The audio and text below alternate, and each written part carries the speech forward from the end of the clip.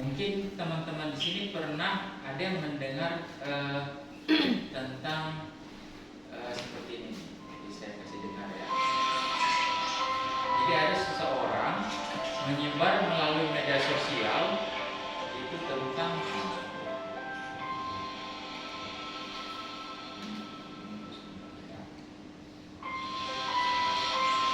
dia menyebar tentang penggunaan air es atau air dingin. Ya. Yang menyebarkan itu adalah seseorang yang tidak punya latar belakang pendidikan medis sama sekali. Ya. Dia latar belakangnya adalah seorang pengusaha di bidang industri musik. Ya. Namanya itu Bapak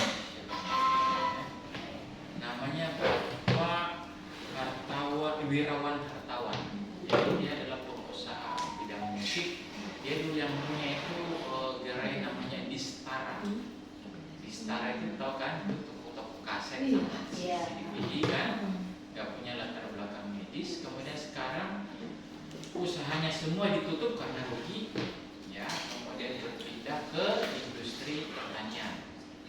Nah, dia mulai memproduksi yang namanya bahan-bahan makanan hidroponik, ya, namanya Bapak. Jadi dia menjual itu tuh sekarang.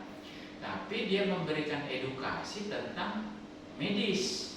Nah, jadi saya mau kita dengarkan dulu ini. 8 derajat.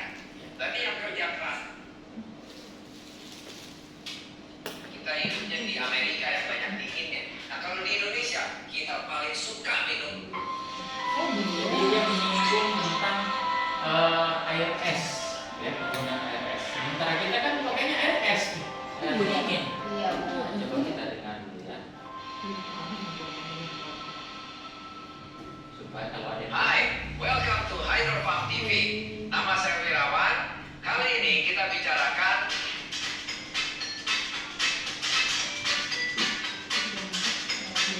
yang kita tidak sadari. Air dingin memang enak. Siapa yang gak suka air dingin di hawa panas yang kayak seperti Indonesia begini? Saya kita hidupnya di Amerika yang banyak dinginnya. Nah, kalau di Indonesia kita paling suka minum air es, air dingin, jus dan lain-lainnya. Cuman kalau air dingin putih aja kita harus minum air dingin, itu semestinya jelek untuk kesehatan badan kita. Karena kenapa? Air dingin yang kita minum ginjal kerja keras untuk menaikkan suhu yang dingin itu menjadi. Jadi ingat statementnya bahwa ginjal kerja keras menaikkan suhu air, ya. Jadi air body temperature kita menjadi badan kita punya temperature ya 36,8 derajat. Berarti yang kerja keras itu air dingin yang masuk ke badan kita dihangatkan dulu oleh ginjal. Naikin suhunya dulu, baru bisa masuk ke darah-darah kita, ke badan kita.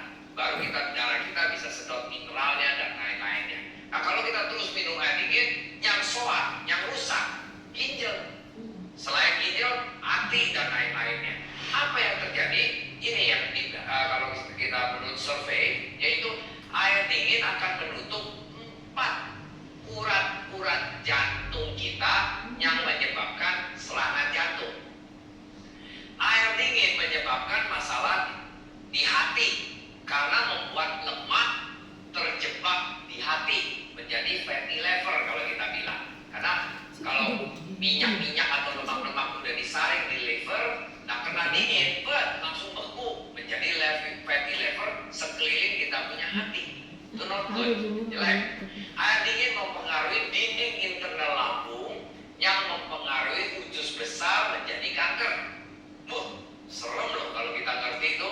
Ternyata air dingin itu not good untuk badan kita. Apalagi air putih dingin, not good at all. Kalau bisa kita mulai sekarang berubah, minum air hangat atau air yang suhu badan kita, yaitu 36,8 degree. Itu ginjal kita kerja bagus, jantung kita jadi bagus, kita punya hati juga bagus, lambung juga jadi bagus.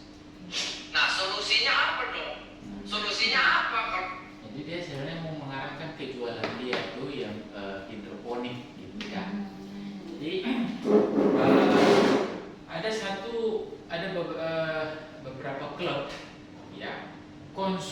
jadi nggak mau minum Itu kan. shake pakai air dingin, apalagi campur es batu. Gara-gara ini disebar di media sosial, kemudian masuk ke grup ini. Ya, jadi saya mau mulai dulu dari situ. Jadi intinya tadi dia bilang ginjal kerja keras, menyumbat 4 pembuluh darah di jantung, menyebabkan fatty liver atau perlemakan hati. Nah, sekarang kita lihat. Ini penting dibahas karena shake kita itu pakai air dingin, gitu ya. Iya. Kita nggak pakai air hangat masalahnya. Ya. Nah, jadi begini, makanan kita makan atau minum yang kita makan itu masuknya itu dari ini dulu. Kita lihat dulu ini anatomi saluran pencernaannya. Jadi setelah masuk dari mulut, dia akan masuk ke lambung. Nah, di lambung ini belum terjadi apa-apa. Di lambung ini air akan bertemu dengan yang namanya asam lambung. Apa manfaat air atau dalam bentuk teh yang dicampur dengan aloe di dalam lambung kita?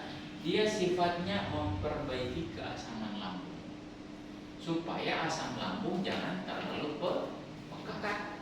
Karena kalau pekat dia bisa menyebabkan iritasi lambung dan luka di lambung. Itulah yang berbahaya dari asam lambung. Sehingga kita dianjurkan untuk konsumsi air putih yang dicampur dengan teh sedikit dan aloe untuk memperbaiki kondisi keasaman di lambung. Apalagi kalau ada antioksidan di situ ya, seperti dari aloe itu kan ada antioksidannya. Teh juga ada antioksidannya. Jadi air itu masuk dulu ke lambung, kemudian dari lambung baru dia ke usus halus. Ini makanannya, aliran makanan dan minuman. Setelah di usus halus ada sedikit penyerapan air, tapi yang paling besar itu adalah di usus besar. Di usus besar inilah yang terjadi penyerapan air yang banyak, ya, di usus besar. Nah, proses perjalanannya dari mulut, lambung, usus halus, usus besar ini ada 3 organ. Di 3 organ ini, lambung, usus halus, dan usus besar, di situ air dihangatkan. Ya, jadi nggak bisa dia langsung ke ginjal. Dia harus melewati dulu perjalanan lambung. Di lambung itu dihangatkan dulu 2 jam di situ, terus baru diteruskan ke usus halus nih. Masuk, dia lewat di situ, kemudian diteruskan ke usus besar. Jadi prosesnya dihangatkan semuanya. Baru kemudian diserap melalui pembuluh-pembuluh darah yang ada di usus. Pembuluh-pembuluh darah yang ada di usus. Jadi perjalanannya kayak gini. Di lambung, usus halus, usus besar, baru dia masuk ke pembuluh darah. Ya. Setelah di pembuluh darah, jadi ini udah hangat, baru dia diserap melalui pembuluh darah. Di pembuluh darah dia ke hati dulu. Itu sudah jalurnya itu, pembuluh darah dari usus itu dia ke hati dulu tuh. Lolos dari hati, di hati ini diseraplah sari-sari makanan apa segala macam ya. Kemudian baru dia ke semua organ tubuh kita, termasuk ke ginjal, jantung, otak, paru-paru dan otot. Jadi perjalanannya panjang. Nggak mungkin air minum kita masuk itu langsung ke ginjal membuat ginjal bekerja keras. Nggak ada ceritanya itu. Ya, karena perjalanannya panjang, apalagi ceritanya suhu udah dihangatkan di lambung, usus halus, usus besar. Belum lagi masuk di aliran darah. Aliran darah kita itu darah gunanya itu menyeimbangkan suhu tubuh. Gak mungkin dia ke ginjal kalau dia belum dinetralkan. Ya, contoh misalnya orang yang di di kutub utara itu kan dingin tuh, ya. Dia itu minumannya ya mau tidak mau dingin. Nah, ya. Tapi suhu dingin itu yang saking dinginnya yang kita kalau masak air langsung membeku, tidak lama kemudian bisa membeku, itu pun dia konsumsi dan aman untuk ginjalnya. Kenapa? Karena badannya di suhu dingin aja mampu menghangatkan air. Jadi tubuh ini nggak bisa kayak mesin yang kepanasan disiram air, nggak kayak begitu ceritanya. Panjang jalurnya, ya. Nah, kemudian baru dia sampai ke ginjal. Ginjal ini sudah netral dari segi suhu. Nah, kalau jumlahnya berlebihan dia buang, kalau kurang dia tahan, ya. Nah, jadi seperti ini kira-kira jalurnya. Jadi tidak serta-merta langsung ke situ. Apakah air dingin bisa langsung merusak ginjal? Hanya satu kondisi, yaitu kalau dia diinfus pakai RS.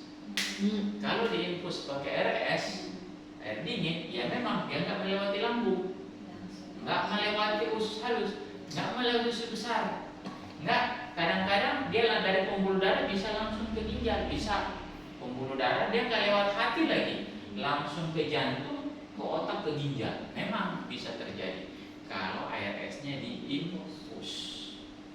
Nah, makanya di rumah sakit itu saya selalu pakai penghangat cairan. Kalau dia terlalu dingin, nanti saya hangatkan, baru dimasukkan ke tubuh manusia. Jadi kalau yang normal shake itu kita minum pakai air es, nggak akan ada sampai ke ginjal dalam keadaan dingin. Itu sangat tidak mungkin terjadi, ya. Oke, jadi seperti ini. Nah, sekarang kalau begitu, bagaimana dengan di otak atau di tadi yang disebut serangan jantung? Sama, terlalu jauh nih perjalanannya untuk sampai ke organ-organ vital. Jadi tidak usah takut dengan air es, tidak usah takut dengan. Nah, sekarang terlepas dari ini, apa manfaat air es dicampur dengan shake? Kan begitu. Kenapa sih nggak air panas?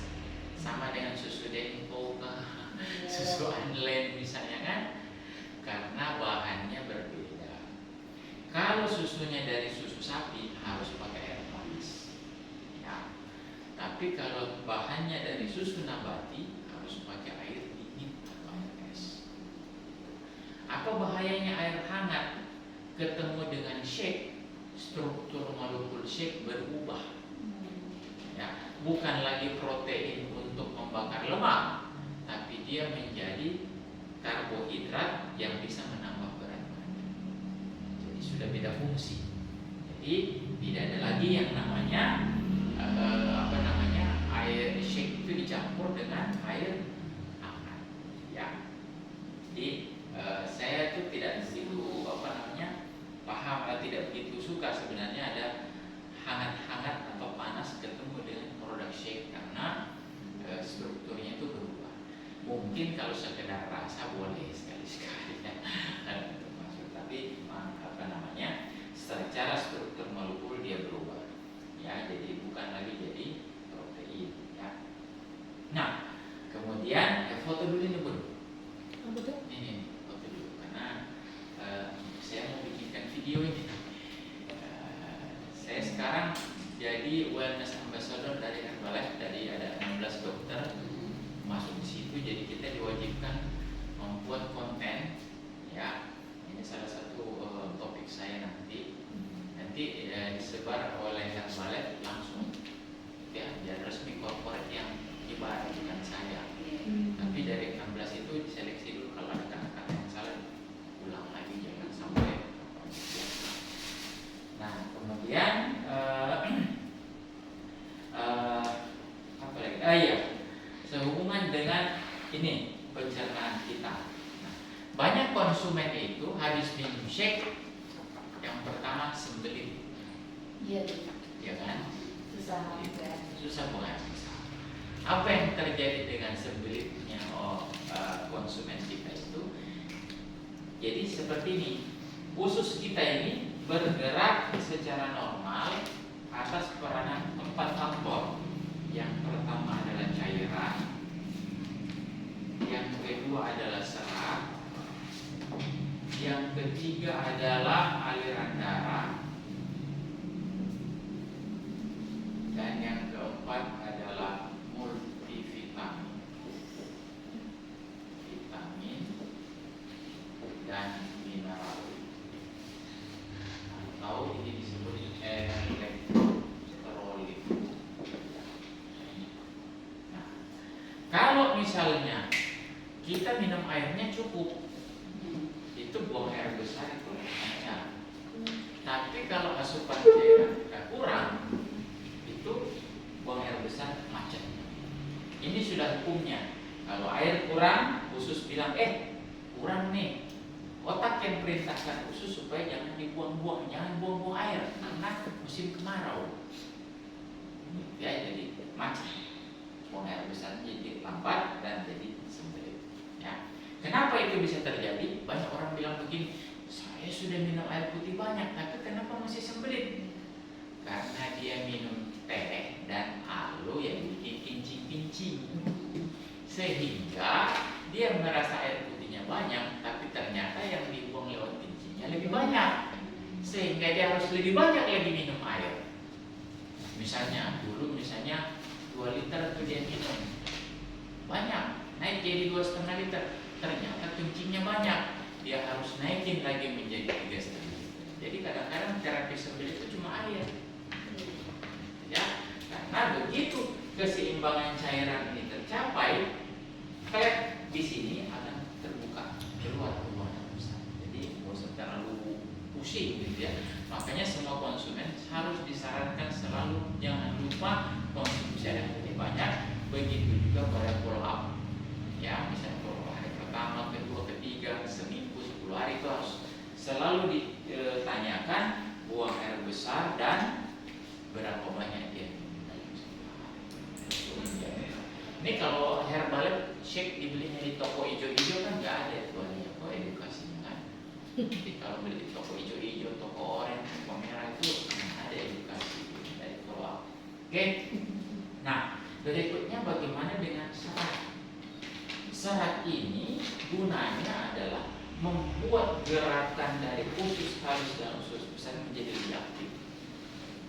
Ya, kenapa? Karena ada sesuatu di dalam usus yang harus segera dikeluarkan. Nah, ini peranan serat tuh. Seratnya sebenarnya secara tidak langsung dia mengganggu usus, digodain, dicolek-colek. Gua datang nih. Usus bilang, siapa ini datang-datang di usus, diusir tuh keluar tuh, dipercepat gerakannya supaya buang air besar kita lebih lancar. Jadi di satu sisi cairan, ditambah serat yang tinggi, makanya perbanyak konsumsi serat. Nah, pertanyaan berikutnya, di Herbalife serat itu di mana?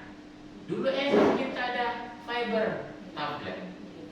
Fiber tablet itu satu tablet tuh 650 mg. Makan 10 satu hari udah bagus sekali tuh. Ya, tapi sekarang kan sudah nggak ada. Nah, ada yang bilang kan ada mix fiber, beda fungsi. Beda fungsi. Kalau dari fiber fiber yang biasa itu namanya serat tidak larut. Dia akan memperbaiki gerakan usus dan dia akan mengikis usus itu supaya bersih. Fili-fili itu digosok sama si serat ini. Si serat ini akan menggosok dinding usus supaya dia bersih. Kalau dia bersih, penyerapan nutrisi lain jadi lebih bagus. Ya, jadi digosok. Kalau mix fiber bagaimana?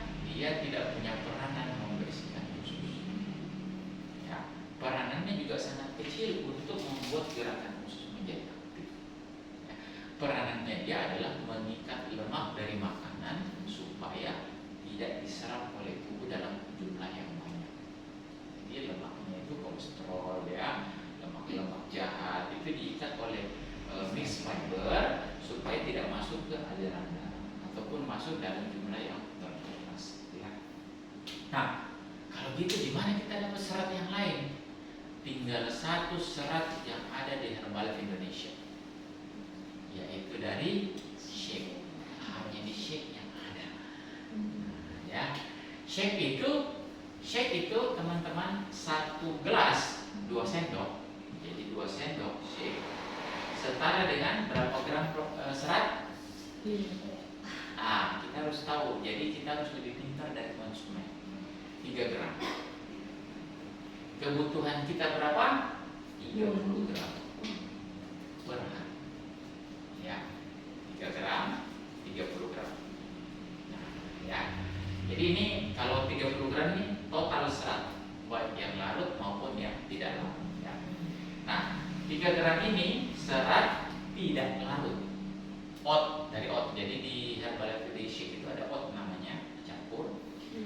3 gram serat tidak larut. Nah, kita tambah mix fiber 1 sendok berapa gram? 5 gram. Totalnya jadi 8 gram. 8 gram ya. Jadi kalau misalnya satu hari kita minum shake 2 kali dicampur dengan mix fiber, dapat total seratnya menjadi 16 gram. Sudah lebih dari separuh kebutuhan kita. Ya, sisanya kita ambil dari serat-serat yang lain, dari sayur, dari buah, ya. Makanya kita harus rajin untuk makan sayuran. Tapi dengan kondisi pola makan orang Indonesia sekarang yang sudah kurang makan sayuran, dengan 2 kali minum shake itu insya Allah sudah cukup untuk menjaga, ya, untuk menjaga. Tapi kalau ditambah dengan serat yang lain itu jauh lebih bagus, ya. Nah, ini kampanye Herbalife sekarang, nanti itu akan muncul tuh sebentar lagi. Kampanyenya itu adalah shake 2 kali sehari, itu. Nah, kampanye tahun ini mau di launching nanti di Spektakuler. Shake 2 kali sehari. Salah satu peranannya adalah mencukupi kebutuhan serat, ya. Nah, jadi kalau 3 program kan sudah enak tuh. Saya masih kurang tuh, saya jarang makan sayur. Nah, boleh, silakan tambahkan serat lain di dalam shake. Shake 2 sendok, mix fiber 1 sendok, kemudian ditambahkan pisang barangkali situ, atau tambah oat saja, tepung oat. Nah, itu akan mencapai bukan lagi 16 per hari, tapi sudah jadi 25 per hari. Nah, cukup. Ya. Jadi memang peran pertama yang paling besar di herbal itu adalah di pencernaan. Ya, jadi makanya saya selalu tuh mengulang-ulang masalah cairan dan serat, karena yang testimoni yang paling awal itu ada di sini. Nah, jadi yang pertama kecukupan serat dan yang kedua kecukupan cairan. Ya, itu yang kita selalu menjadi testimoni awal dari konsumen. Nah, kemudian testimoni berikutnya yang hubungan dengan pencernaan itu adalah kenyang. Kenyang nggak minum 1 gelas shake? Kok iya kenyang ya? Tidak seperti kalau minum yang lain gitu. Nah, kenyang itu ada 2. Ada tuh kenyang itu ada 2 ya teman-teman. Ini harus kita tahu. Kenyangnya itu ada di perut sama di otak. Kalau kita kenyangnya di perut, ada cemilan lewat masih mau dimakan. Ya, ini tidak valid. Kenyang tipuan ini. Kenyang sesungguhnya adanya di otak. Kalau otak sudah kenyang, maka perut itu akan kenyang. Jadi pikiran tentang kenyang itu harus ditimbulkan, ya. Nah, contoh puasa. Puasa itu orang sahur sampai buka puasa tahan aja nggak kelaparan. Itu kan karena memang pikirannya itu bukan untuk makan, gitu ya. Nah, sekarang apa saja yang mengenyangkan otak? Ini harus kita tahu. Nah, dan itu bukan nasi. Yang mengenyangkan otak itu adalah ada 4. Yang pertama adalah protein. Nah, kemudian yang kedua serat, yang ketiga air, dan yang keempat vitamin mineral. Kalau ini cukup, insya Allah kenyang. Ya. Saya minum shake masih lapar. Tuh ada juga yang kayak gitu tuh. Karena memang kebutuhan dia banyak. Maka di jam snacknya dia harus minum shake lagi. Karena dia waktu itu kebutuhannya kan personal tiap orang itu beda-beda. Maka orang-orang yang masih lapar dianjurkan minum shake lagi pada jam snack di jam 10. Ya, jangan dia konsumsi yang lain. Dan healthy snacking pun tidak, hanya shake saja dicampur dengan mixed fiber, campur oat dengan pisang. Itu mungkin sekitar, kalau regenerasi sel lambung itu 8 hari. Sel usus itu usus itu sebentar ya, usus itu 5 hari udah bagus tuh. Sel lambung itu 8 hari udah bagus. Jadi biasa saya ngambil waktu 2 minggu. Dalam 2 minggu pertama, orang yang gampang lapar itu minum shake-nya 2 kali sehari, pagi pagi dan jam 10. Tapi ingat, jangan suruh dia makan nasi. Begitu dia makan nasi, itu gula darah itu akan naik sebentar terus anjlok turun ke bawah. Di situ dia lapar sekali.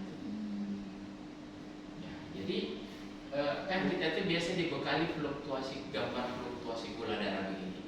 Itu kita harus khatam itu, nggak boleh gambar itu kita nggak mengerti.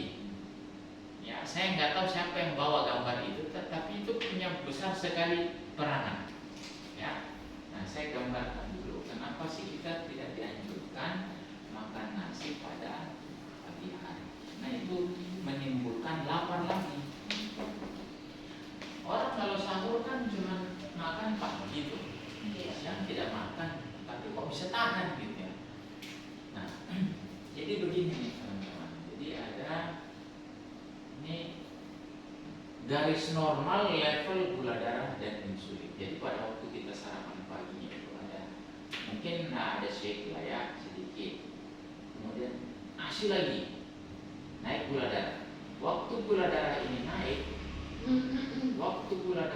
naik, nah, insulin akan keluar juga tuh mengejar gula darah. Nah, jadi naik tuh insulin keluar. Waktu insulin keluar, ini sudah mulai turun. Nah, tapi insulin tetap naik. Waktu insulin tetap naik, ini gula darah ditekan terus sampai normal. Tapi karena insulin belum normal, gula darah akan terus ke bawah. Nah, baru dia level normal. Ya. Di saat ini kita lapar sekali. Waktu kita makan nasi pagi hari, di sini lapar sekali. Nah, anggaplah ini di jam 10 makan. Terus sudah itu makan, naik lagi gula darah. Nanti siang kita lapar sekali lagi. Makanya kalau kita ada sarapan karbohidrat tinggi di jam-jam 10, makan siangnya jadi banyak sekali. Apalagi usia muda itu biasanya respon laparnya tinggi, ya. Jadi ini yang menyebabkan orang banyak kegemukan karena ada episode terlalu lapar. Kenapa? Karena faktor ini. Nah, sekarang bagaimana sih supaya ini tidak ada lapar? Jadi kita jangan konsumsi karbohidrat tinggi itu pada pagi hari, supaya insulin tidak tinggi dan tidak ada yang namanya episode terlalu lapar di sini, ya. Nah, sekarang triknya ada satu yang harus kita pahami dulu sebelum ke situ. Nah, makanan itu teman-teman, makanan kalau dia masuk ke dalam tubuh kita itu akan disambut dengan hormon insulin. Jadi makanan masuk itu insulin yang nangkep tuh. Makanan datang, insulin datang. Mari istirahat dulu. Disuruh ke hotel. Kan kalau tamu datang biasa disuruh ke hotel dulu kan, ke hotel. Nah, apa hotel di dalam tubuh kita? Hotelnya ada 3 level. Hotel pertama itu namanya hati. Ya, jadi makanan itu di hati dulu tuh disimpan. Ya, hotel hati ini seperti hotel bintang 5. Kapasitasnya 100 tempat tidur atau 100 kilokalori. Jadi hati hanya nyimpan 100. Nah, kalau tamunya banyak, digeser ke hotel berikutnya, namanya otot. Disimpan lagi di otot tuh. Berapa kapasitas otot? 1.500 kali. Ya, 1.500 kali. Nah, ini hotel kelas melati. Nah, kalau misalnya lebih lagi, kemana lagi? Hotel berikutnya adalah lemak, disimpan lagi di lemak. Berapa kapasitas lemak? Ini hotel kelas Oyo. Kapasitas tidak terbatas. 10.000 kalori masuk. 15.000 kalori atau 20.000 kalori mungkin dimakan 1 minggu. Masuk semua tuh di situ. Semua di situ masuknya. Nah, jadi ini tidak terbatas. Berapa aja masuk.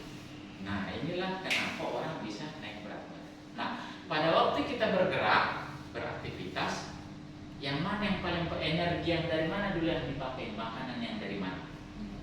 Bukan, dari hati dulu.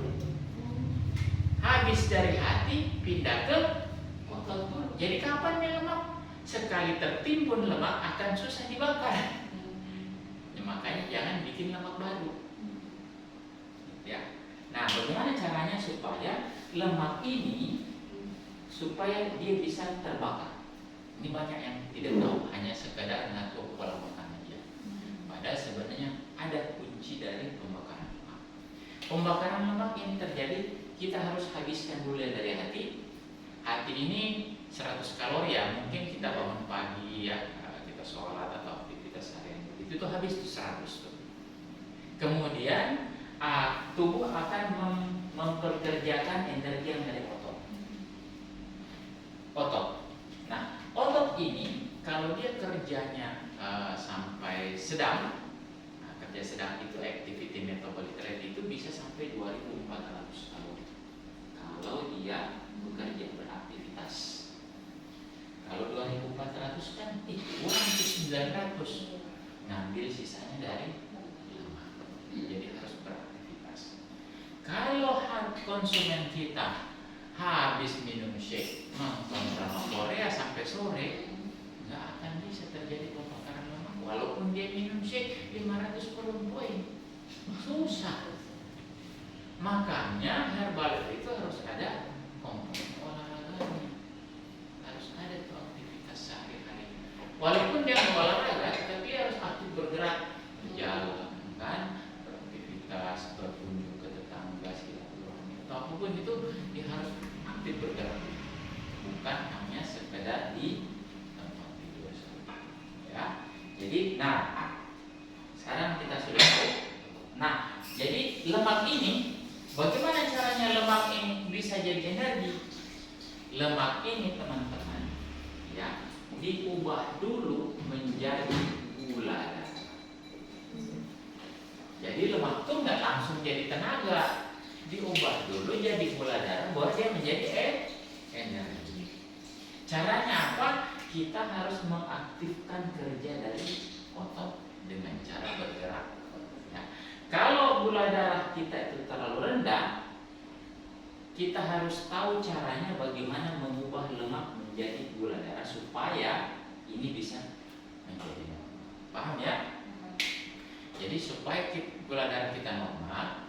Kalau gula darah normal kita nggak terlalu lapar tuh. Kita nggak terlalu lapar. Ya. Walaupun kalau kita merasanya, kok lapar banget ya? Padahal saya belum lama minum shake kok sudah lapar lagi. Jangan segera konsumsi makanan yang lain, tetapi lakukan perubahan lemak menjadi gula darah. Caranya apa? Bergerak itu bisa jalan, muter gitu, bisa naik turun tangga, ya, atau olahraga ringan. Jadi bagaimana caranya? Kita harus aktifkan otot bergerak supaya terjadi pembakaran lemak. Lemak berubah menjadi gula darah. Level gula darah kita naik, kita tidak lupa. Jadi waktu kita bergerak, ini gula darah akan berada di sini. Enggak jadi dia segera kembali. Kalau dipikunya pakai minum bisa? Enggak, minum itu boleh, tapi tidak menaikkan gula darah. Bentar lapar lagi gitu. Ya, tapi yang penting itu bergerak. Karena kerja otot, jadi begini ceritanya. Waktu kita kerja, habisin misalnya 200-300 kalori, itu lemak akan ngisi lagi kembali di sini. Jadi ini gudang bahan bakar yang kalau ini kosong segera diisi. Gitu. Makanya harus segera ada yang namanya aktivitas. Di rumah sakit saya kalau kerjakan membius pasien tuh, berarti saya membuat pasien saya tidur kan. Bagaimana kalau saya juga ikut tidur? Kalau saya mengantuk makan nasi pagi, mengantuk di kamar operasi, sambil mengantuk saya sambil bius pasien, itu pasien bisa nggak bangun. Nah, saya harus bangun karena saya juga tidur. Makanya biasa kalau saya mengantuk itu dokter bedah ingatkan saya itu, dok makan doang. Nah, bagaimana cara trik saya kalau saya ngantuk dan lapar, belum jam makan, saya langsung keluar sebentar kamar operasi, lakukan squat 20 kali, baru saya masuk lagi. Hilang tuh lapar ngantuk itu. Karena dengan squat 20 kali, itu akan mengembalikan gula darah yang rendah naik kembali tanpa harus makan. Iya, nggak usah susah-susah. Squat 20 kali, kenyang tuh. Karena gula darah naik, yang kenyang tuh otak, bukan perut. Ya, jadi begitu. Nah, bagaimana kalau lutut sudah nggak kuat? Nah, dia cukup yang namanya berjalan saja. Kalau ada tangga mungkin naik turun tangga. Kalau nggak sanggup naik turun tangga, biasanya saya ajarkan hanya berpegang di kursi, kemudian kaki diangkat begini. Nah, harus dipekerjakan ya otot supaya terjadi peningkatan level gula darah yang terlalu rendah. Nah, boleh ditambah dengan air. Air. Apa manfaat air? Jadi air ini bukan sembarang air yang harus kita konsumsi. Airnya sebaiknya ada campuran sedikit teh energi dan air. Gunanya apa? Mempercepat proses dari sini pindah ke sini. Jadi waktu kita olahraga, makanya saya kalau olahraga pasti bawa teh itu. Nah, isinya bukan termo, tapi saya pakai energi dan air. Ya. Kalau termo itu lebih pada antioksidan sebenarnya. Ya, lebih pada antioksidan. Kalau yang punya efek meningkatkan kinerja otot untuk membakar lemak itu adalah energi. Ya. Tapi memang hati-hati pada orang yang hipertensi. Kalau hipertensi betul-betul sedikit saja dikasih. Ya, jangan terlalu besar. Penting banyak air. Seperti itu. Jadi ini adalah awalnya cerita adalah pencernaan. Ini baru pencernaan kita cerita. Tapi sudah banyak sekali yang bisa kita bahas di sini. Ya. Pertanyaan berikutnya biasa muncul lagi. Dokter, saya kok diare habis minum shake. Nah, kan ada yang gitu tuh. Ada juga yang diare kan. Kenapa saya mencret-mencret? Apakah terbawa bancaran? Itu beda kasus. Kasusnya adalah kalau dia mencret, saluran cernanya terlalu sensitif. Ya, terlalu sensitif. Tahu nggak apa yang bikin gerakan gerakan berlebihan dari saluran cerna ini sampai orangnya mencret? Apa? Produk apa yang diminum sampai dia mules kemudian mencret-mencret? Ya itu ada pilihan, tapi yang terbesar itu alu. Yang terbesar itu alu. Alu itu memang teorinya udah dikasih tahu itu memperlancar buang air besar itu. Ya, kalau mixed fiber itu mengikat lemak di makanan. Ya, jadi dia juga memperlancar buang air besar, tapi yang mempengaruhi gerakan usus secara langsung itu adalah alu. Nah, alu ini ada dua macam. Kalau kita lihat lidah buaya itu ada kulitnya yang hijau pekat. Di dalamnya ada namanya gel. Nah, yang bikin mules itu adalah bagian dalam itu gel. Nah, ini memang harus hati-hati. Harus hati-hati. Ya.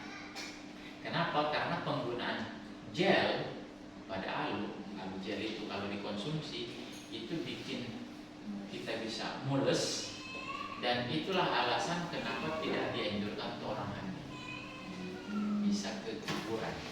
Jadi karena dia mulesnya karena di usus, tapi ikut mules juga kandungannya. Itulah alasan kenapa ya, sehingga Herbalife membuat alu itu bukan dari gelnya saja, dia gabungan kulit dan gel. Sehingga efek mulesnya tidak sehebat kalau gelnya saja. Ada tuh yang merek lain dijual hanya gel saja. Ya. Jadi namanya whole leaf. Whole leaf itu artinya daun dari dari alu itu utuh diambil kemudian diekstrak baru menjadi herbal alu sementara ya. Jadi dia nggak ngambil hanya dari gelnya bagian alu ya. Kalau apa namanya di Pontianak kalau nggak salah itu ya, Iya, Pontianak. ada apa namanya Kayak jelinya itu jadi manisan. Ya, Manisan Iya. lidah buaya. bukan manisan kan namanya itu ya, gelnya diambil tuh, Gelnya. makan satu mencret. Nggak ada kulitnya. Nggak ada kulitnya. Gitu. Di Pontianak Itu tuh. sering dibikin jadi minuman kan, minum campuran minuman ya.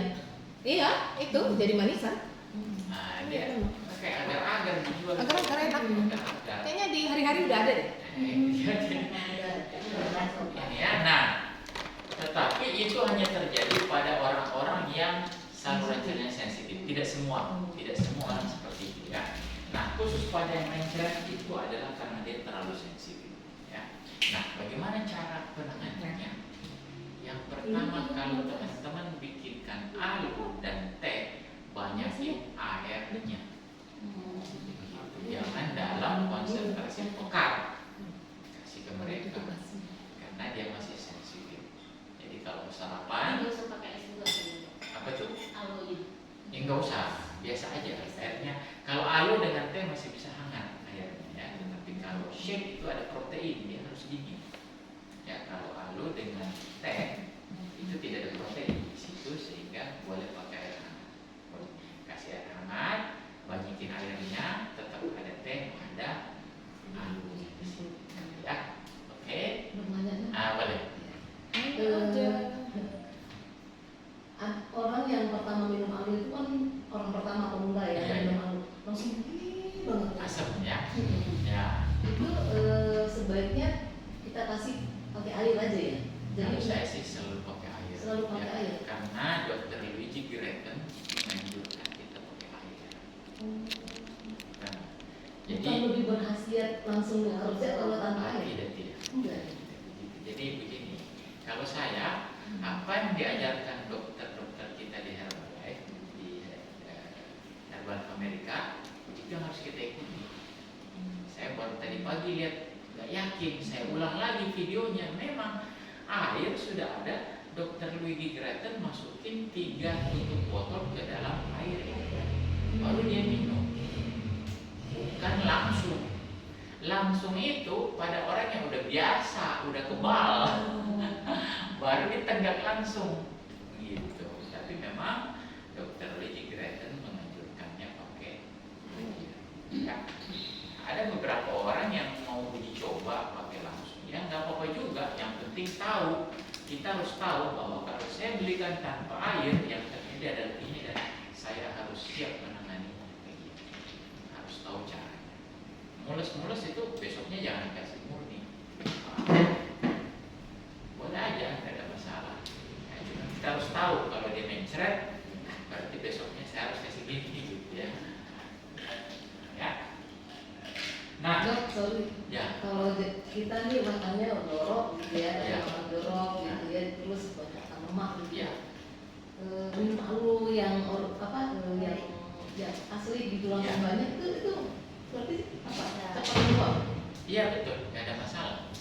Nah, satu komponen dari alu itu yang betul-betul merontokkan lemak, namanya citric acid. Itu ada di dalam alu. Jadi kalau kita baca komponen alu, coba ambilin alu dulu yang ngerasa naik ke bawah tuh, tarik ke bawah. Nah, terasa. Nah, di sini ya, komponennya nomor 1 adalah water, kemudian yang kedua citric acid. Alu sendiri nomor 3. Jadi komponen terbanyak dari alu ini air dan citric acid. Jadi alunya nggak banyak. Berapa banyak alunya ini? 0 untuk 3 tutup botol dia mengandung 0,0723 gram, kecil sekali. Alunya sedikit. Jadi yang banyak tuh citric acid.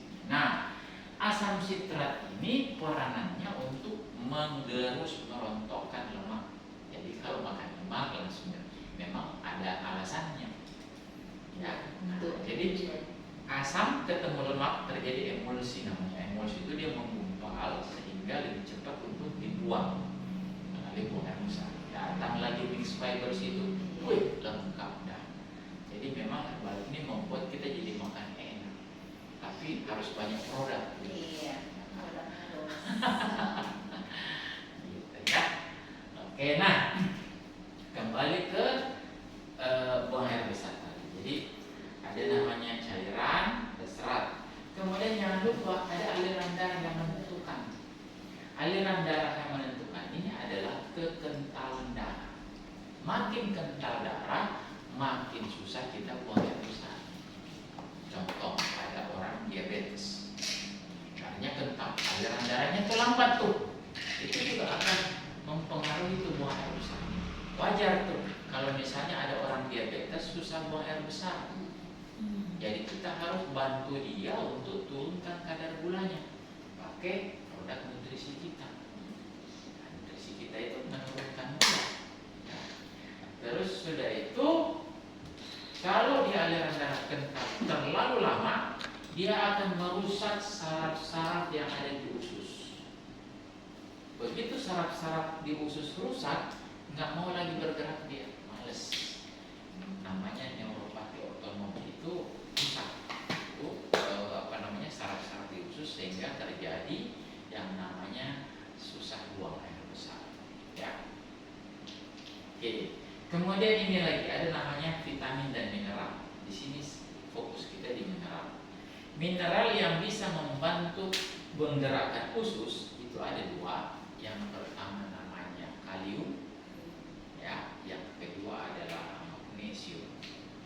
Nah, dua-duanya ini bagusnya kita supply dari multivitamin. Jadi kalau misalnya nih ada orang sudah 3 hari masih juga susah buang air besar, jangan lupa tambahkan multivitamin mineral 2 atau 3 kali sehari sebagai tambahan untuk memperbaiki melengkapi fungsi-fungsinya.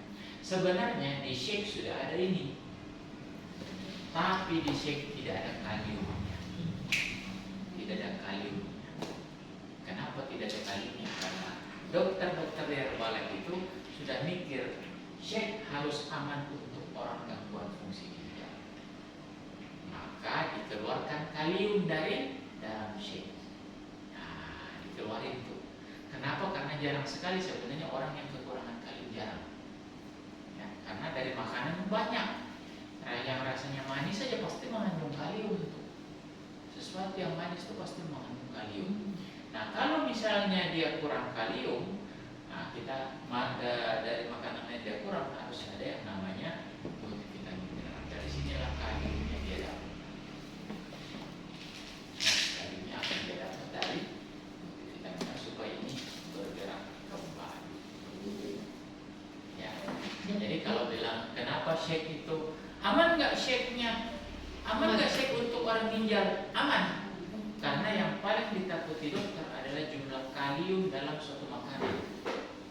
Jadi kalau aman nggak Bu? Aman banget ini karena kaliumnya sudah dikeluarkan. Jadi kalau saya butuh kalium, ya harus minum multivitamin, gitu ya, supaya ada melengkapi kebutuhan kalium. Kalau kayak orang normal nggak butuh tambahan kalium, ya dia makan yang lain dia udah dapat kalium. Perlu ditambah karena kebutuhan kalium kita sehari nggak banyak, dikit aja ya, nggak terlalu banyak, tapi yang sedikit itu kadang-kadang ada beberapa orang juga kurang, maka perlu yang namanya multivitamin dan mineral ya. Oke, ada pertanyaan lain lagi? Untuk pasien ginjal dong, Ya. memang ya Ibu sendiri punya ponakan yang Ya. sedang mencuci darah, Ya. terus sedang mau transplantasi ginjal ya dengan orang tuanya. Ya. Jadi dia waktu minum shake itu merasa itu mual terus Ya. gitu. Ya. Nah, jadi sementara diberhentikan. Ya. Gitu. Itu sebenarnya untuk dia nyaman minum shake untuk tidak ada masalah. Sebabnya kan bagus untuk orang pasien ginjal. Ya. Ya. Nah, daripada dia makanan yang lain gitu. Ya. Itu gimana? Nah, kalau masalah rasa, dibikinkan yang enak, ya biar dia nggak mual.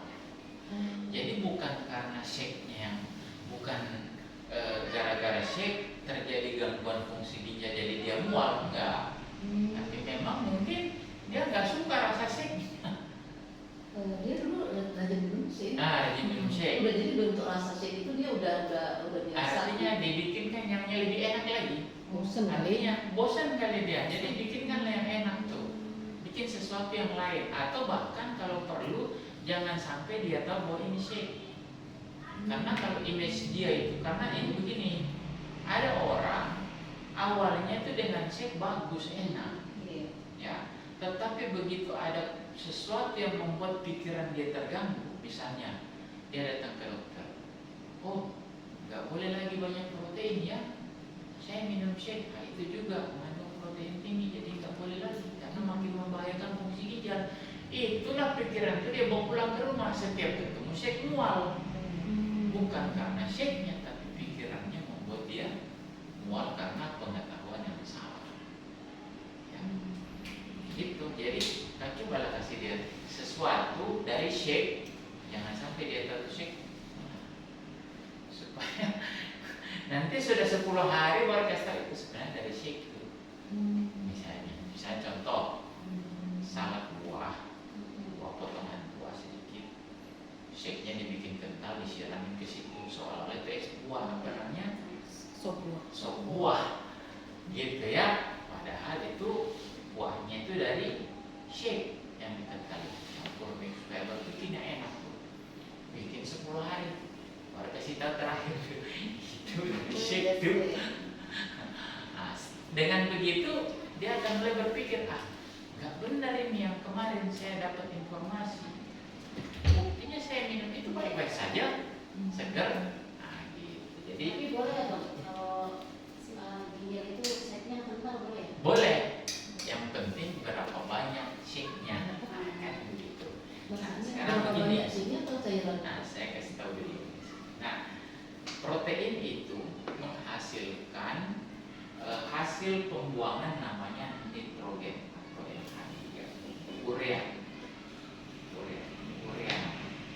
Setiap protein akan diolah, hasil akhirnya di urea. Urea inilah yang harus dibuang melalui ginjal. Kalau terlalu tinggi kadar urea di dalam darah merusak fungsi ginjal. Nah, tapi protein dibutuhkan untuk regenerasi sel ginjal. Tapi bagaimana caranya regenerasi dapat? Tapi ureanya jangan tinggi, jangan sampai terlalu tinggi. Maka ada hitungan jumlah protein. Nah, berapa banyak? 0,8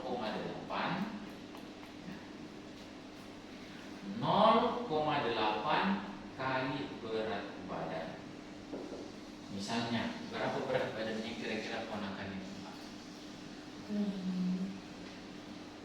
Dia makin kurus. Ya, berapa kira-kira? Mungkin sekarang 60. 60. 0,8 kali 60 sama dengan 48 gram protein per hari maksimum. Nah, kita harus tahu hitungannya. Hafal. 1 gelas shake dengan 2 sendok berapa gram protein? Tadi 100. Berapa gram protein? 10 gram. Ya. Jadi itu yang di kemasan tuh hafal mati. Semua info di situ bermakna. Ada maknanya, jadi kita harus hafal tuh yang di dalam komponen itu. Apalagi untuk orang-orang kritis seperti ini, kita harus tahu. Jadi 1 gelas shake 10 gram. Ya, tanpa PPP ya, jangan pakai PPP. Kalau saya orang gajinya hanya pakai shake saja. 2 gelas dapat berapa gram? 20 gram. Maksimum 48. Masih bisa? Masih bisa. Ya. Sisanya 24 gram dia ambil dari ikan, ayam, telur, masih bisa. Jadi masih bisa makan enak sebenarnya orang yang meminjal itu. Apalagi kalau dia cuci darah, bisa sampai 1 gram di sini. 1 kali 60 jadi 60 gram. Jadi masih lebih banyak dia bisa konsumsi protein karena kalau ininya berlebihan sebentar kan cuci darah. Jadi saya lebih senang ngasih shake pada orang yang cuci darah, karena saya tidak ragu-ragu ngasih. Karena begitu dia berlebih, dibuang lewat cuci darah.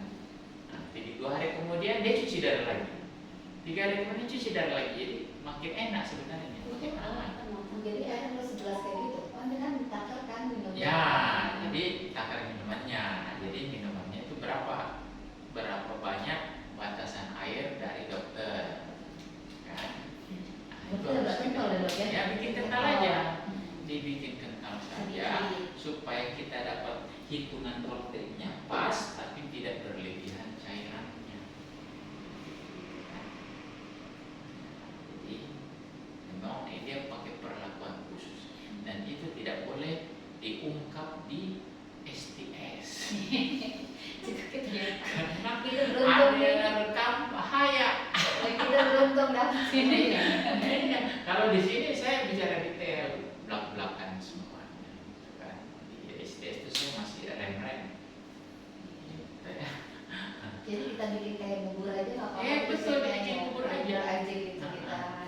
Tuh, jadi dapat protein minumnya, ada cairannya terbatas, gitu ya. Selama ini kita tahunya encer kalau buat ginjal orang Tidak, jadi airnya harus kita hitung, gitu ya. Nah, cuman memang dengan protein pekat harus ada syaratnya. Dia harus makan makanan yang lain. Makanya saya anjurkan dia pakai buah. Itu harus ada buahnya untuk membuat supaya gerakan ususnya tetap bagus. Sebenarnya kita nggak perlu khawatir karena di shake sudah ada 3 gram, jadi kita nggak perlu khawatir. Tapi ditambah dengan serat dari buah itu jauh lebih bagus lagi nanti efisiensi, kan? Jadi airnya sedikit. Kalau dikasih encer tuh maksudnya mungkin shake-nya jadi berkurang, mungkin hanya 1 sendok kali ya. Nah, Iya, betul. airnya dibanyakin.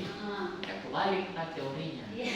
Sedikit banyak. Harusnya shake-nya dibanyakin, airnya yang dikurangi. Kalau shake-nya yang kental banget itu nggak memberatkan ginjal, nggak minta sekali. Ada bobot banget. Masih banyak banget sakit ginjal nih. Kadang kita Sama ya, orang sama ya. Sama, saya punya makanan lewatnya dulu karena kita belum paham ya dari Iya. Jadi bagaimana dia memberatkan fungsi ginjal sebenarnya panjang banget nih. Dia memberatkan fungsi ginjal setelah si protein itu dipakai dan menghasilkan urea. Makanya perhatikan benar-benar hitungannya. 2 gelas masih aman. Per hari 2 takar, 2 dengan 4 sendok berarti ya 2 gelas. Itu masih aman. Gitu. Dan baru kita kembali ya. Ya, emang lama sembuhnya pada orang-orang yang baru pertama kali gangguan fungsi ginjal, langsung kita kasih shake itu biasanya reversibilitasnya bagus, artinya pemulihannya cepat dibanding yang sudah bertahun-tahun. Nah, itu jangan janjikan sembuh. Artinya kita hanya memberi edukasi bahwa supaya jantungnya lebih kuat daripada banyak banget makanan. Hasilnya dia nggak makan malah tambah lemes, tambah kurus, gitu ya. Iya. Jadi harus kita kasih makanan yang kualitasnya tinggi supaya fungsi-fungsi tubuh yang lainnya bagus, ginjalnya jantungnya lebih sehat. Kita sebut ke organ yang lain, ya. Kalau ada orang dianjurkan cuci darah oleh dokternya, saya bilang ikutin aja, lebih enak bagi kita. Kita benar-benar lebih enak. Cuci darah ya. Habis cuci darah, tutup pola makannya.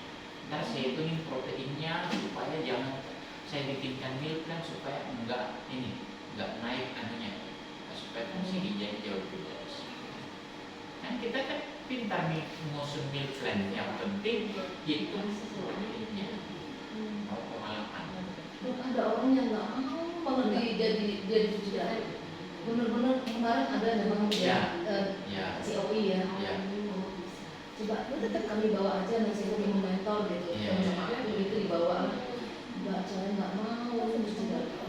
Sebenarnya begini, pada waktu dia cuci darah, justru dengan cuci darah dia minum herbal, peluang pulihnya jauh lebih cepat. Lebih cepat dibanding dia tidak cuci darah. Karena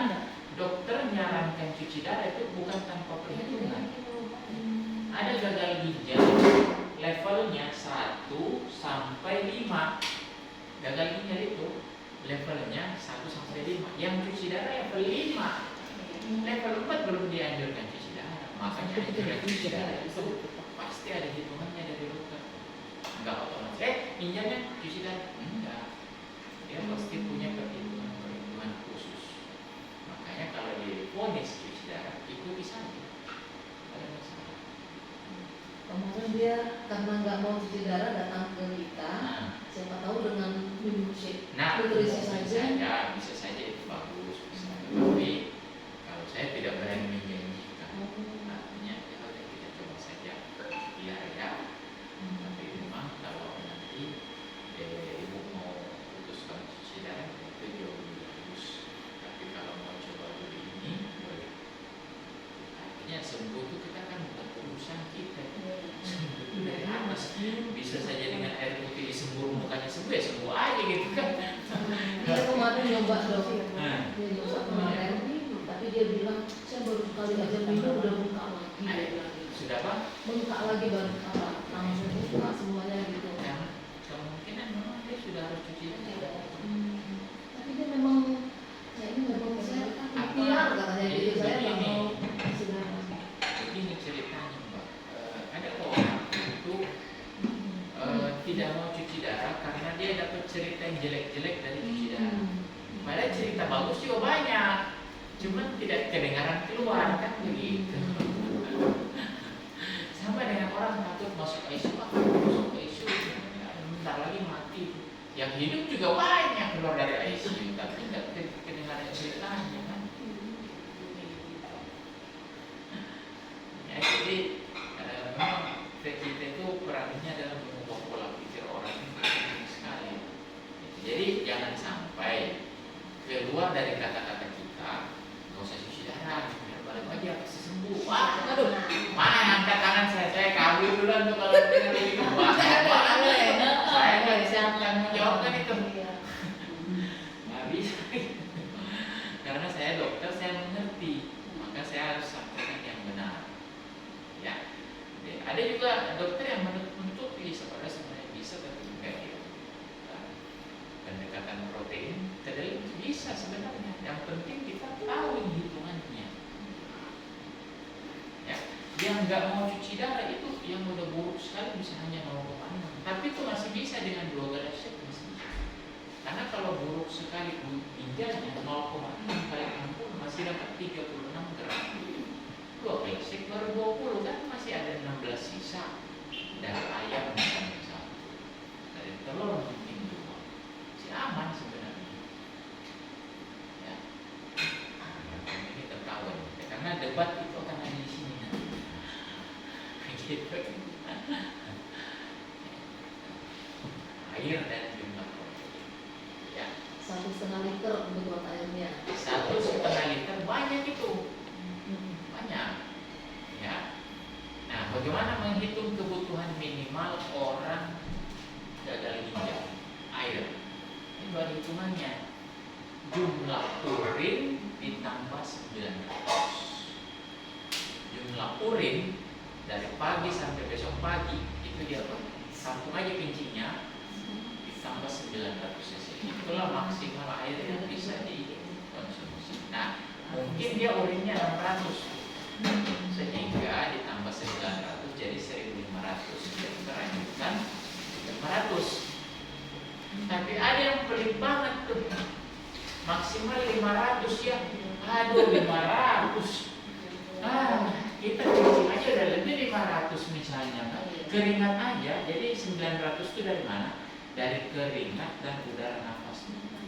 Total satu hari kita buang cairan dari keringat dan udara pernapasan. Ini kita nafas keluar air juga nih. Totalnya keringat dan nafas kita itu 900 cc sehari. Lah kalau cuma minum 500 ya seminggu lagi kurus kering, dehidrasi. Itu kenapa? Apa? Kenapa sampai dokter menyarankan ada 500 airnya? Dia tahu pastinya suka nyuri-nyuri. Nyuri apa nih? Makanya disebutnya 500. Tapi kalau yang taat, nah itu tuh kurus kering, kurang cairan nanti. gara-gara tahan 500 cc. Kebanyakan orang gagal ginjal nggak tahan 500 ya pasti nyuri. Tambah sedikit haus sekali bawah ini. Makanya seharusnya 900 masih aman. Yang penting kita betul-betul. Apalagi ada urinnya. Urinnya misalnya 500 ya berarti bisa 1.400. Nah, kalau kita penuh, kalau tidak seimbang yang masuk sama yang keluar, itu nanti kita dehidrasi. Karena itu memang hanya nih, dokter tahu nih orang Indonesia suka murid-murid, ya, bansos aja dicuri. Gitu ya. Jadi menurut saya kalau dikasih tahu 500 tidak masuk akal gitu. Cuman saya harus berada pada posisi dokter itu. Kira-kira kalau saya jadi dokter, kenapa saya bilang 500? Oh berarti dia ini harus hati-hati nih, karena bisa saja di rumah nggak terkontrol kan? Kalau di ICU ya dikontrol, nggak bisa. Itu semua yang gagal ginjal yang kami batasi cairan di ICU pasti minta air. Ada kan? Nggak bisa pak, dokter sudah bilang nih 1.000. Wah, haus kan, tolong sedikit saja, satu sendok saja. Banyak dia minta sama saya kan. Nah, akhirnya ditelepon sama saya. No, ini bapaknya kesian banget tuh. Udah merah matanya, nangis mau minta air. Kita ini udah kayak di neraka nggak dapet air. Jadi caranya kalau saya di ICU saya pasangin selang masuk ke hidungnya kan, masuk sekitar 60 cm 3 cm masuk sampai ke lambung. Dia minum air, misalnya, dokter berapa? Dia bilang kasih aja 1 gelas. Ih, gak bahaya ginjalnya. Ntar itu selangnya kamu buka. Jadi airnya masuk lewat tenggorokan, adem tenggorokannya sampai di perut, keluar lagi lewat selang. Nah itu trik saya, hanya bisa dilakukan di ICU. Kalau saya ada caranya supaya orang nggak menderita dengan haus. Kalau di luar ICU nggak berani saya. Harus pasang selang ya bu ya. Kan nggak enak tuh dipasang selang. Nggak mau saya, kalau gitu nggak boleh minum. Dia pasti mau. Karena dia lebih merindukan air daripada serasa tidak enak dipasang selangnya. Gitu. Ya. Dok, ini sorry jadi ini ya, jadi lebih khusus ya dok. Ya. Itu gimana ya, kita sekeluarga itu sedih banget mau transplantasi ginjal sama bapaknya. Itu kalau transplantasi ginjal berarti memang dianggap bahwa ginjalnya udah rusak sama sekali. Masih muda bukan gitu? Iya. Itu gara-gara makanan. Saya kemarin ke Makassar di Car Free Day, kan saya bagi flyer di situ, kemudian kita numpang orang juga beberapa. Ketemulah satu ibu-ibu, ya, yang cerita masih muda, fisiknya segar. Dia bilang dokter, saya sementara gagal lagi cuci darah. Boleh nggak saya minum herbal? Boleh, bagus bu. Saya pasti bilang bagus karena tahu teorinya kan. Nah, ibu sudah berapa lama ini cuci darah? Sudah 3 tahun. Jadi umurnya waktu kemarin itu saya ketemu 30 tahun. Berarti dia cuci darah dari umur 27. Nah, saya tanya, ada gula? Nggak ada. Darah tinggi? Nggak ada. Darah 2 ini penyebab utama nih. Gula darah tinggi. Apa yang menyebabkan cuci darah? Saya makannya sembarangan. Sembarang dia makan. Yang dulu dia suka tuh yang bersoda, ya. Dia suka tuh teh botol, sama yang minuman yang 1000 Iya. Itu coba dia suka banget. Dia suka bisa 2-3 sehari. Pokoknya dia, apalagi yang namanya ayam. Ayam itu hampir tiap hari dan minimal 2. Nah, itulah yang menyebabkan di umur 27 dia cuci darah. Cuman waktu saya tanya apakah ada rencana transplantasi dari dokter, belum. Berarti ini masih ada harapan nih. Karena dilihat dari cuci darah ke cuci darah berikutnya itu ternyata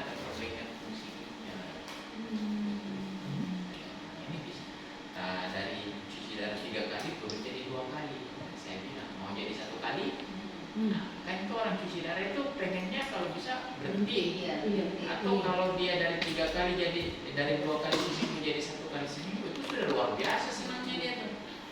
Harusnya dia program itu. Dok, kalau gini, kan ini kan rencananya kemarin Januari mau ditransplantasi. Tapi dia cuci darah enggak? Cuci darah. Iya, iya, oke. Cuci darah. Terus bisa nggak kita, dan nanti aku lebih fokus untuk Iya. memprogram dia Ya. supaya jangan sampai transplantasi ginjal ini. Ya begini, saya tidak tahu apa yang terjadi dengan ginjalnya ya.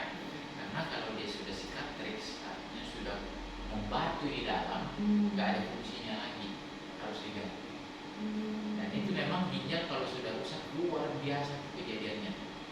Kenapa? Ginjal kita kan 2, kiri kanan. Orang ginjalnya 1 masih bisa hidup, bahkan ginjalnya 1 ini yang berfungsi hanya 1/3 masih bisa normal. Tapi kalau sudah rusak berarti dua-duanya hancur. Nah, berarti dua-duanya rusak, kiri kanan dua-duanya rusak. Nah, memang kalau pertimbangan transplantasi itu lebih baik dilevoksi. Ya. Nah, kemudian problemnya adalah apakah boleh diprogram saja, tergantung derajat kerusakan ginjalnya. Kalau dia sudah hancur di dalam, itu kan hanya bisa ditahu lewat CT scan apa segala macam itu kan. Saya tidak tahu itu seperti apa. Kalau mau diprogram kan boleh, yang penting gagal ginjalnya jalan terus, jangan dia stop. Ya, artinya sebenarnya transplantasi itu adalah proyek antara sebelum transplantasi. Jadi selama dia masih rutin cuci darah, ya boleh ditunda transplantasinya, nggak ada masalah. Ada masalah, yang penting rajin aja. Nah, tetapi apakah dengan cek dia bisa bagus? Saya tidak bisa bilang iya, karena apa? Saya tidak tahu derajat kerusakannya seperti apa. Tapi kalau mau dibiarkan ya nggak ada masalah. Kali aja masih bagus kan, masih ada 1/3 ginjal yang masih bisa diselamatkan, itu masih bagus. Cuma Ya. orang yang ganti apa ginjalnya di apa disimulasi gitu, ngaruh nggak ke kesehatan? Enggak, yang penting dia jaga makan. Karena saya sudah cerita, 1 ginjal saja yang fungsinya tinggal 1/3 masih aman. Jadi 1/3 ginjal kita luar biasa itu. Makanya kalau orang yang sudah rusak ginjalnya dulu benar-benar sembarangan makannya. Dulu pola makan berantakan itu kalau sudah rusak ginjal dulu-dulunya. Kalau itu kebanyakan makan itu ya, apa yang cepat saji itu kali. Ya itu kan Betul. jarang. Namanya, Saya nangis itu berarti itu ya. iya. Jadi begini, makanan sehat itu adalah makanan yang kalau dimakan waktu disajikan bentuk asli makanannya masih kelihatan. Itu namanya makanan normal. Makanan high process, ultra process itu yang jahat untuk kesehatan kita, yang bentuk aslinya sudah nggak kelihatan. Contoh, donat, apa bahannya? Tepung, tepungnya dari mana tuh? Dari gandum. Masih ada kelihatan biji gandumnya? Udah nggak kelihatan. Mending saya makan jagung bakar, jagungnya masih kelihatan, nah. Nah, ikan goreng, enak nggak? Iya, masih kelihatan ikannya kan. Ayam digoreng, enak, bisa. Tapi kalau nugget kira-kira masih kelihatan ayamnya. Itu aja. Jadi kalau memilih makanan, lihat di bentuk aslinya masih ada nggak nih? Karena itu betul-betul diperangi oleh dokter-dokter kita di Herbalife. Makanan high process, ultra process, jangan dimakan. Kalau mau dimakan, mungkin hanya sekedar menikmati dunia saja, bisa 1 kali sebulan sekali ya. Sekedar membuat dapat enak gitu ya, aman. Tapi jangan sampai itu menjadi rutin gitu, jangan sampai. Itu jangan dibiasakan. Ultra proses apa? Makanan yang diolah bentuk aslinya sudah nggak kelihatan. Kalau high proses Sama. Lebih parah dari high process. Oh. Proses itu negatif, ultra proses itu udah parah banget kalau makan kue misalnya yang pakai apa dia kan di kue ulang tahun tuh apa biasanya itu yang pakai apa? Tata itu sudah nggak kelihatan bentuk aslinya kan. Mentega putih. Mentega aja tuh apa bahan basah mentega tuh? Mentega itu susu sapi. Udah nggak kelihatan susunya di situ. Jadi kalau makanan itu yang masih layak makan adalah makanan yang bentuk aslinya masih kelihatan. Contoh Makassar, nah, itu masih ada bentuk dagingnya tuh. Makanya saya makan sate kambing. Nah, itu kegemaran saya. Nah, bentuknya sate, dagingnya masih ada. Merah. Gitu. Sate ayam Ya, besok. masih ada sayurnya. Sate ayam, untuk daging ayamnya masih ada. Jadi kita melihat makanan itu aja prinsipnya. Apakah bentuk asli bahannya masih ada kelihatan? Kemudian minyak goreng sangat disarankan itu minyak sekali pakai dan sangat tidak disarankan berulang kali pakai. Jadi kalau mau makan gorengan, gorenglah sendiri di rumah. Tapi kalau di penjual gorengan, itu kira-kira minyak gorengnya 2 kali pakai atau 3 kali pakai itu? Nggak jelas. Bisa 10 kali pakai lah. Itu bentuk molekul minyaknya udah nggak karu-karuan sudah itu. Ya, dan itu kalau minyak goreng dipakai berulang kali, itu bentuknya bukan jadi lemak lagi, tapi jadi trans fat namanya. Trans fat ini masuk di lemak nggak bisa keluar, kekal abadi, sehingga di jantung kekal abadi di jantung nggak bisa dibakar lagi, nggak bisa lagi lemak jadi gula darah, nggak bisa kalau sudah trans fat yang masuk ke dalam. Nggak ada solusi juga ya. Nggak ada operasi. Mana sih buang? Karena udah bisa keluar, kan? Contohnya apa nih? Apa tuh? Trans fat itu Trans fat. makanan yang Ini minyak Mentega. goreng yang berkali-kali pakai. Mentega. Keju. Pokoknya yang melalui keju pemanasan. juga. Keju juga ya. Jadi hampir semua ada trans fatnya, tetapi berapa banyak? Ya. Dikit-dikit. Nah, trans fat tidak bisa kita hindari, tapi jangan sengaja dimakan. Tapi kalau misalnya pun harus ada trans fatnya ini, tapi nggak apa-apa lah saya makan. Harus ada imbangannya supaya masuk di mulut jangan diserap. Pakai apa? Omega 3. Lalu mix fiber. Kan? Nah, jadi harus tahu tips dan triknya.